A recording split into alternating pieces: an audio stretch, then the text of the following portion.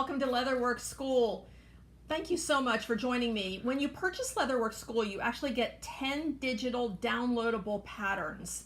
And what I want to talk to you about today is how you actually prepare those patterns so that you can start on your project. Patterns come in 3 different formats. The first one is wide format. This is the kind of thing that you typically would get printed at a blueprint printer or a more sophisticated coffee shop. The beauty of these is that they're all ready to go. You just need to mount them to some cardstock and you've got some really great patterns. You don't need to do any other preparation. The other 2 formats are A4 tiled and letter paper tiled. So 2 different paper sizes depending upon what part of the world you're in. Letter or A4 should accommodate you. So when you get your patterns, you're actually going to get multiple pages that have to be assembled. And what I want to do now is show you actually how to assemble those patterns. So we're going to move over to the work table and I'll show you that. So what we've got now is we've got actually our A1 sheet. This is on the front of every single pattern project. And the first section up here is actually the scale. So what you're going to want to do is check that scale against your measurements and your rulers to make sure that your printers are printing properly and they're properly calibrated. You've got 10 centimeters, 4 inches, a 1-inch square, and a 4 centimeter square. So check horizontally and vertically to make sure everything is calibrated. The other thing that you'll find on what I call this A1 sheet is actually a grid that shows you all the pages you should have and how to assemble them.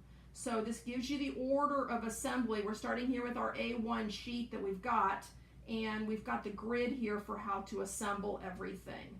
So now what I want to do is I want to show you how to assemble the pages. So I've got here my round handle, and I've got 2 pages here. This is F4 and G4, and I know from my A1 sheet that these 2 pages get mounted side by side.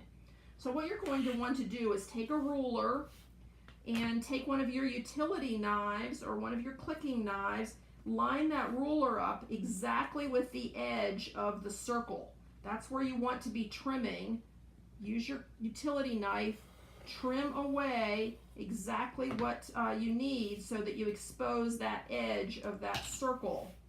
And then what you want to do is you want to take your tape dispenser, and I really love a tabletop tape dispenser. Don't go with one you have to pick up and put down constantly. It'll make your job a lot more difficult. So then you're going to line up your pattern and your circles exactly. You see here I'm just making little micro adjustments to make sure that everything is lined up perfectly. And then you're going to get your tape and you're going to tape across your pattern pieces. Make sure you're hitting not just the corners, but you want to tape right through your pattern pieces and where your pattern pieces are coming together. So that's what you need to do to prepare your pattern piece. Now I would recommend that you print this on regular paper, regular copy paper. I find cardstock to be too difficult to maneuver here. What I prefer to do is mount this all and assemble this all on regular copy paper and cut out each individual piece, and then I actually mount it on some cardstock. And this is what I use for my pattern cardstock. It's by Pack-On Corporation here in the US.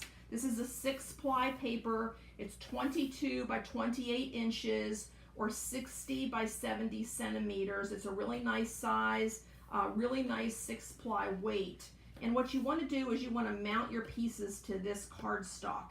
There's 3 different ways to do this. The first way is to use Elmer's Craft Bond or some other spray glue. And I would highly encourage you to use a respirator so you don't get any glue in your lungs, and even take this outside. Take your can, take your cardstock outside, spray the entire thing, and then come in and assemble your patterns on the cardstock. Another option is you can use rubber cement. Just put rubber cement on the back of your pattern pieces and adhere them once it's slightly dry. Or the other option, which is super nice, is a glue stick. And I buy these by the dozen. You can use these and just apply the glue stick to the back of your pattern pieces, putting glue all around and even in the center some, and then adhering them to your pattern. Then you can use your clicking knife to cut out all these pattern pieces, and you'll have them then all ready to go. So that is how you assemble these patterns. If anybody's got any questions, as always, reach out to support@leatherworkschool.com. You can also find me at Leatherwork School on Instagram. I'd love to hear from you. I cannot wait to see what you make with these patterns. Use hashtag Leatherwork School. Share with me what you're doing. I really hope that you'll enjoy using all these patterns, all the digital downloads that come with Leatherwork School. Thanks very much.